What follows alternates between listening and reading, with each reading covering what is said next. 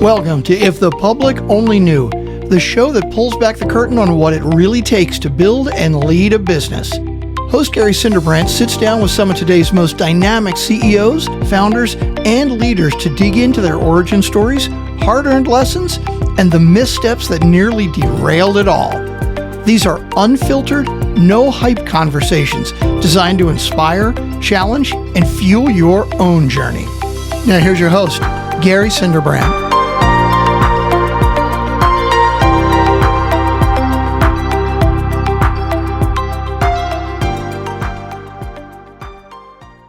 Welcome back to If the Public Only Knew.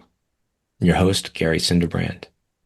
Gentleman joining us today, Derek Sloan, has a background that I'm really interested in learning, just as you and the audience are going to hear about it as we go. Derek has one of his ventures called A Bridge, which gets involved in leadership and organizational training, but that's not necessarily where he started out. He began his journey someplace completely different, looking to provide help and guidance to people in need to make a difference in their world. Derek, welcome to the show. Thanks for joining me. Gary, thank you. Thank you for having me. Looking forward to this. So Derek, take me back a ways. Growing up, at some point, how did you decide, or did you know, that your place was to be kind of in service of others, to help people get through what they're trying to do? How did that all develop for you and lead you into this present state of leadership development, organizational development, and all the rest of it? What a great question to kick things off. It's fun being on this side of, I'm usually the one interviewing or inquiring about others. And so I would say the reason that's a great question for me is it was not clear to me real time. It became more clear in retrospect. And I think back to my early memories and recollections, and I was a kid who there was definitely a lot of change constantly happening in my home life. And I think that there's a lot of different ways that change can impact us as adults, let alone children who don't have the perspective or maybe even some of the understanding or the capacity to understand. And so what I found myself doing is that change left me asking a lot of questions. And so asking questions as far as like, it could be basic practical things like, how long are we going to be in this house? How long am I going to be at this school? And so I just think I became a question asker because all the change just kicked a lot of questions up in my mind that was racing and really just trying to understand and make sense of things. And So let me just hold you there for 1 second, because I find this to be really interesting. Whatever the changes were, kids grow up, we change, obviously, we change physically, we change mentally, our situations can change. But oftentimes, more often than not, we just kind of go along with it for a while, and we don't do a lot of reflecting back and trying to get to the why of what's happening. Do you recall at what age you started to get into questions about why these things were pretty occurring? early? I've always been. I think some of my earliest memories were annoying adults around me with my questions. That's pretty good. Why is that sky blue? Yeah. Why? Why? Which has made me a great therapist. Dad? Trying to dig into some things. But I think I was designed, wired, created to be inquisitive, and I've found the evolution. I think early on in my life, it was out of my own curiosity. But that has led me to deeper understandings in most situations. And I think having that curiosity has never left me. It got to some points in my life, later in life, where I started asking questions, and then I realized how good it felt when my inquisitive self or the questions that I'm asking could be in the benefit of others, whether it be helping me explain something to my younger sister, who was several years younger than me. And the more inquisitive or the questions that I could ask that she didn't have words for, that could become a discussion and a bridge for a connection with her, and also saw just how much peace that brought her. And so what you were doing was, it seems almost Socratic in nature, that, we're going to find the answers within ourselves. They may not all be the same, but it's really about asking those questions that can help trigger those thoughts to get the proper answers. Would you agree with that? I would. And I think that inherently leaning into curiosity is all I was doing. And I think when you're a kid who doesn't have a fully formed frontal lobe, when you are, again, you haven't had the creativity and that part of your brain stepped on and overlooked, and you're just left to wonder. I think that curiosity came really easy to me. And I think, again, that's I've found ways that's always allowed me to continue to benefit myself and then start to benefit my family. And then even beyond that, I remember getting pulled into the principal's office for a good reason in high school. And it's because I was a captain of my basketball team, and I'm in Kentucky. Basketball matters, right? So Oh, yeah. I'm the captain of the basketball team, and I was like, it was my senior year. And I remember thinking, like, we put a lot of blood, sweat, and tears into the summer, into camp, into these tournaments, but it's not showing up on the court. And again, it became something else I was getting curious about. And so I wrote an open letter to the team. And so at that time I had to go to the library to print something. I didn't have a printer in my house. And I went and I wrote up a letter and I put it in everyone's locker because we were going to be coming and going. And I wanted them to be able to see my thoughts. And then whenever I saw them again at practice, they had a bit of time to process some of the questions that I had in there. So they couldn't be like processing it real time and it wouldn't generate discussion. And so I took it very serious. I was like, hey, here's some key questions I have, why we're underperforming as a team, why it's not translating to in the win column for us. And the principal somehow caught wind of that or saw a copy of it or something, called me in the office. I didn't know what I was getting called in the office for. And he laid the letter on the desk and says, tell me about this. It's still at that point, I was like, is this a paper I turned in? I turned it around and it was a letter I wrote my team. And he just instilled in me, that was my final year there. And he just said, like, commended me on my leadership, my courage. And again, at that point in my life, I felt like he was someone else who spoke into continue being curious, ask the questions. It's in the service and benefit of others. What was the impact of that statement when you got called in? What was the impact of having that external affirmation? It was huge for me. Someone in a supervisory role. Yeah, it was huge for me. And this is someone, I think he had been there maybe a couple of years, and I had another principal prior to that, and he was pretty introverted. And so I didn't really know him super well. And so, again, that's why I was kind of blindsided going into that conversation. But I think it carried a ton of weight for me because it was also someone who, it would have been different if it was my head coach who pulled me in, because it's someone who knew me, that I'm talking to, that I'm in their world multiple hours every day. And this is someone on the outside looking in, that the fact that he saw that or spoke into that, he wasn't on my radar at all. But again, I think the words carried weight because, like, hey, this is someone who is making these observations and making this claim from a distance, which to me made it, in a weird way, I think, more profound. Had you decided to pursue this as a professional line of study prior to that, where you are now? Or was that kind of instrumental in saying, hey, I should really focus on this if I can have this kind of impact with someone that doesn't know me that well? Yeah, I think it came before that. I just think that was another accelerator into it, or affirmation of, hey, I know whatever I do, whatever hat I'm wearing, there's got to be people involved and people who are wanting to grow and change. And if I can play a part in that, that's just going to help me grow and change. As you were growing up, especially through high school, were other kids coming to you and saying, hey, Derek, what do you think of this? Or what do you think of that? Or I'm kind of stuck here or stuck there. What do you think about it? Were you that guy? I think so. I think on the basketball court, I kind of held that, that was kind of my world, to be honest. It was an escape. It allowed me to go places, to get on a plane, to get on a bus, to go to a couple cities over. That was a big deal when you're from Eastern Kentucky and you didn't get to go to a lot of places. And so I think I had some of that built in on the sports side of things. I think outside of sports, I was more insecure. I was trying to find my way. I love laughing and humor and have kind of always been a little bit quick on my feet conversationally. And so I think but some of my insecurities, I wasn't sure my identity enough. I wasn't secure in myself enough. I was more of a observer, peacemaker, off the court. On the court, I think it allowed me to wear a different hat. I didn't have to talk as much. I could demonstrate. I could show that I'm not the slowest, or I'm not the fastest, I should say. I'm not the fastest on the team, but that doesn't mean I can't have the most amount of rebounds because of hustle. It's like there's things that behaviorally I could do on a basketball court. I think off the court, I was trying to find my feet, so to speak. Did you stay local in Kentucky for school, or did you go elsewhere? when you graduated? Yeah, I stayed local. I ended up getting a full ride, so that was a hard thing to turn down. So academically, and so I went to a small private university,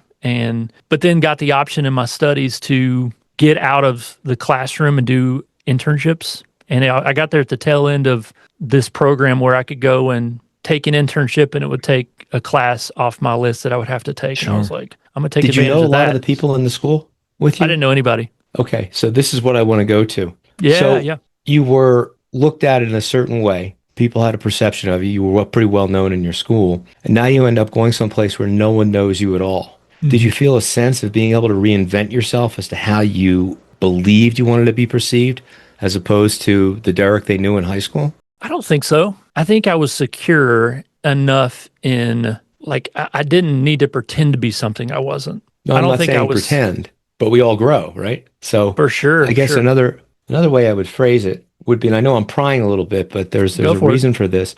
If we asked some of the juniors and seniors in your undergrad work to describe you and their interactions with you versus some of the juniors and seniors in your high school, how similar or dissimilar would those descriptions be about you? I would say probably I had deeper connections in high school than college, where I was out in the field so much in college. Like I said, internships, and I commuted to school so I could save additional money. So I would commute 40 minutes to school and take classes back to back as I could, so I wouldn't have to make multiple trips, sleep in the back of my car. And then I would leave. And so I commuted so much. And so I didn't develop deep, meaningful relationships in college like I had in high school. And in the town I grew up in, everyone knew each other, really small community.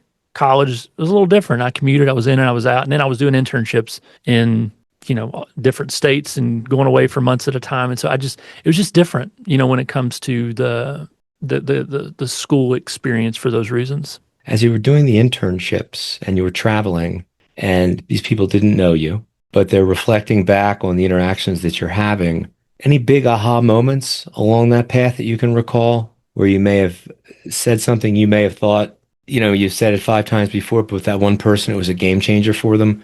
What I'm trying to get to is you're clearly different now than you were in high school. You're secure in what you do. You've got a variety of licenses, which are not easy to get. And people are completely reliant on you. You got to have it's not an easy lift to do what you do. What I'm going for is, at what point did you begin to evolve or understand that this was your path, that this was where you were going to go? I think when you start to see transformation in people, and I think I go back to those settings with my sister, and when I see a different, almost like an exhale of someone who maybe has a different understanding, or maybe they have at least a lens to interpret hardship or challenge, like that's always felt gratifying and fulfilling for me. And I think my journey has been early on, before my licenses, when I was first starting my career, when I'm in mentor roles, in volunteer kind of type roles that I've done for a long time, or, my first few jobs, I always found myself being on the listening end of people who were contemplating challenging seasons. And I think a few of those repetitions of being in that, having to get to a spot in my own development where that doesn't mean, because I'm on the listening end, doesn't mean I have to be the answer bearer. That's a big shift early on. You feel like the weight, you talk about the heavy lift. The heavy lift it's even heavier when we feel like I have to be the one to give them the answer to help them overcome this. And sometimes it's just giving them a different perspective, or just giving them an ear and not saying a whole lot. But whatever it is, however I've been used along that journey, it always, again, constant affirmation. And it wasn't always easy and it wasn't always perfect. I'm not trying to paint that picture, but it's been very affirming that in my wiring, I could be in a really tough conversation with people that has a very, there's not much, the prognosis isn't good. And I've just felt very in the moment and content and at peace in that. As gross, as hard, as challenging as it is, I felt like this is kind of what I was made to do and who I was made to be. Does that sense of inner peace come, do you think, from being very much in touch with who you are at your core, a healer, someone that wants to leave it better than you found it? Or are you looking at it more on I would say, a quantitative fashion, that if I let this person talk enough, they're going to find their own answer? I know it's bad, but let's just see where things develop. So I guess my question is it at this point, is it more intuitive or are there certain clinical techniques that you're going to consider in these tough conversations? It's very context based. I would say the thing that propelled me most into clinical work, because I had a career prior to that, I felt like I had got to the end of my training and felt like I have this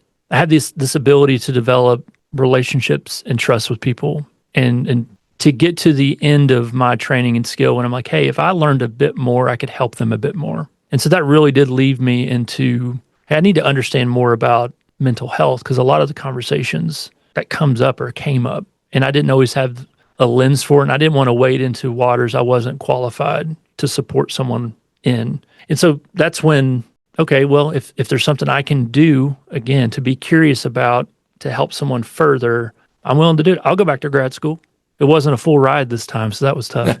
Rarely is in grad school. Yeah, yeah. So that was that, again, my curiosity of like, hey, I think I can develop new skills that are going to help me. And then that's really what set me on introducing the clinical skills into my Among the various certifications that you have, two of them stand out as kind of being kind of at opposite points, but I don't think they are. The work you do in organizational consulting vis-a-vis trauma therapy.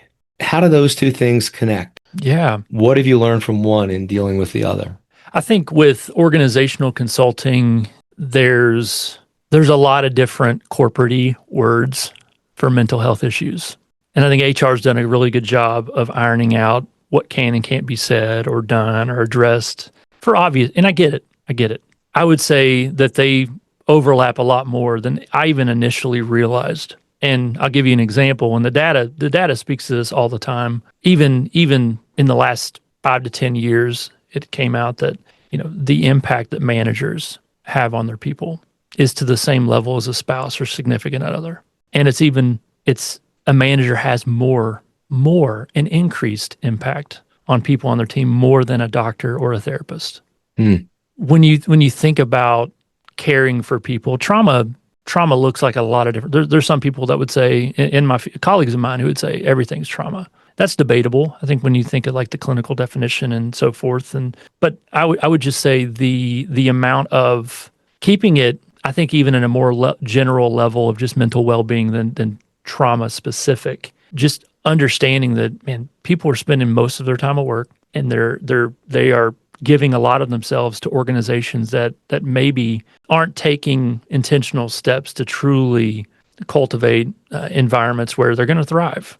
And so when I think about my work in the corporate space, I was on a call this morning, and I'm challenging high-level leaders on certain areas that are fundamental for people to thrive. And I think to be able to bring that lens into the corporate space, and I love it because there's something that always resonates. It almost gives organizations permission sometimes to be like, oh, okay, again, everything's been a little bit sterilized or desensitized, or again, the corporate language on it versus mental well-being and psychological needs. Do you see trauma as being kind of in the eye of the person that thinks they've been traumatized, or are there clear definitions of it that you work with? Trauma is very subjective.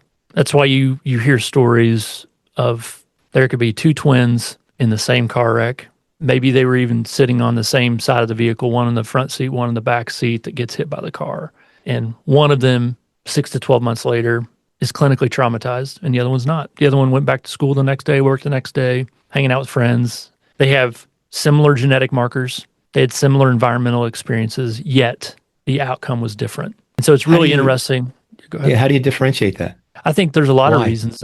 I think it's the same reason that two kids can grow up in the same home. I talked about how my curiosity and the questions that I had a brother 18 months older than me who isn't like that. He has another set of, we grew up in the same home, went through the same changes, had a lot of the same kind of things. I think there's personality factors. I think there's different experiences based on personality types that cultivate resiliency in people. I think social connection, you think of like, okay, maybe those twins in those cars, one of them does have a core group of people they can go and talk honestly and openly to about that experience. And the other one maybe is in the middle of maybe they just moved schools. They don't have a solidified friend group yet. Maybe they don't have the social structure support to process what happened. So trauma can also be something that goes unprocessed.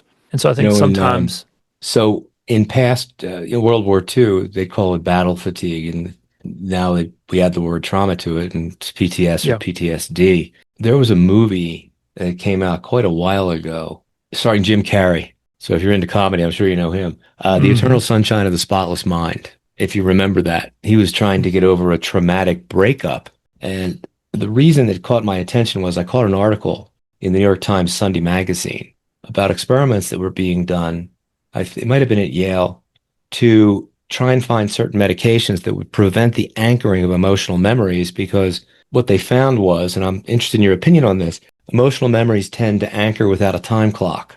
That traumatic memories, once they're there, they're there. They don't necessarily go away. So they were working with different types of medications which would prevent that area of the brain from being receptive to those longer term memories. And what they found out was that it actually prevented not just the traumatic memories, but also the really happy memories. Stuff you really wanted to remember, couldn't get anchored either. I'm not sure where the study went. But when you're dealing with someone that has been exposed to something that by any way, shape, or form is traumatic, war by way of example, what's the methodology to try and move that out of the present for them? How do you work with that?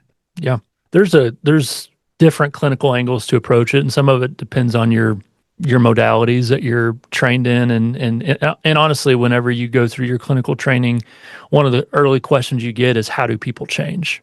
And some people approach it more from a cognitive standpoint. Some people more from a somatic standpoint with the body, physical. Some people, it might be more family systems or emotional side of things. And what I have found, and I think any clinician, as you start to get into it and start to have your practical experiences, you evolve and adapt and figure out where you see the most change for people. And I find that when it comes to trauma or emotional disturbance, many people who in the onset try to address it from strictly a cognitive approach from step one, it's more challenging to find progress and healing.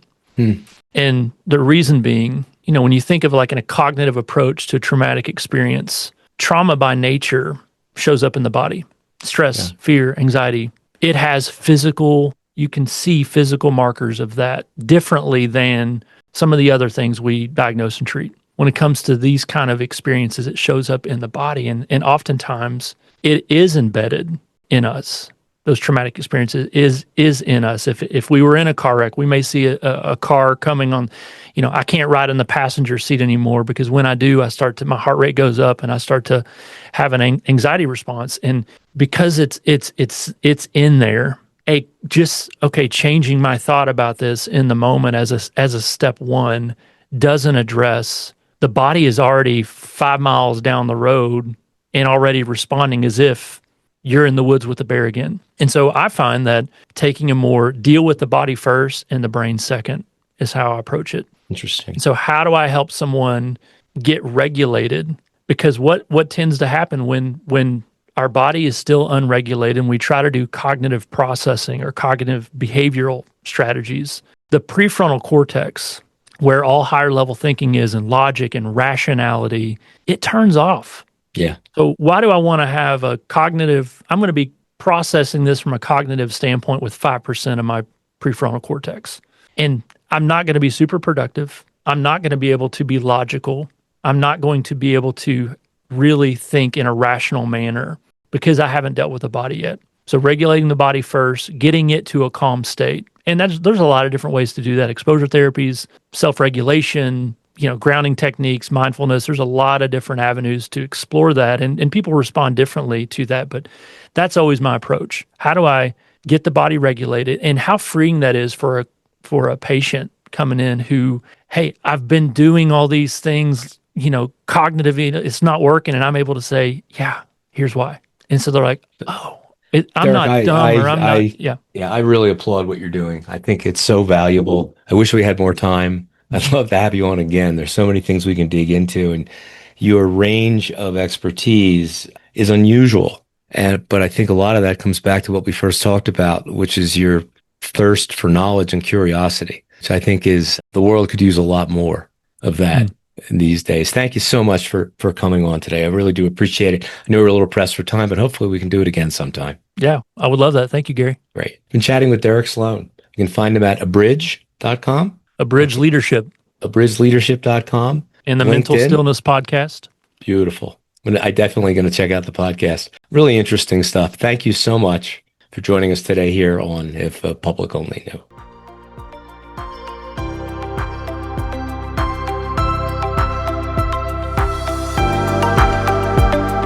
Thanks for tuning in to If the Public Only Knew. Don't forget to follow the show and share it with anyone who's ready for the real, raw stories behind the business successes. Join Gary next time for another powerful conversation that will leave you inspired and ready to take action.